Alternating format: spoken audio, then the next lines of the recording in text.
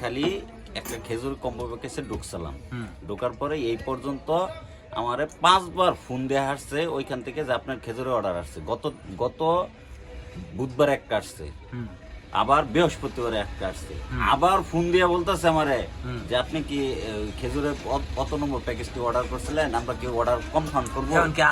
আবার আজকে আসছে আরো 4 বার আমারে কনফার্ম করতেছে। মানে আমি কি খেজুরের দোকান দিছি নাকি, এটা মানে আমার মোবাইল কি অটো কাজ করে না কি, না ওরা আমার চিনা ফেলাইছে। আমি এই পার্সেল নিয়া এটা সহ তোমার কাছে কয়বার আইলো খেজুর? এই পার্সেল লইয়া 3 বার খেজুর আসছে, আরো 5 বার আমার ফোন দিয়া বলছে কনফার্ম করবো নাকি, কনফার্ম করবো নাকি, নানান জায়গা থেকে নাম্বারে ফোন দিতেছে। ওরা কি আমার এটা কি ফেসবুকে দিছিলা?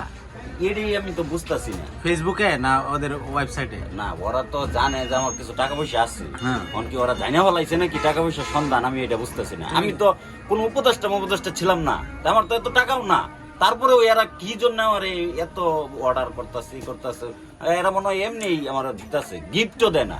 ভালো খেজুর গিফট দেবো কার জানে কেটা জানে, ভালো না মন্দ। কত দাম কত এটা? এটার দাম 2400 টাকা। 2490 টাকা? তোমার ওইখানে আরেকটা এনে রাখছে, ওইটা 1300 টাকা। সর্বনাশ।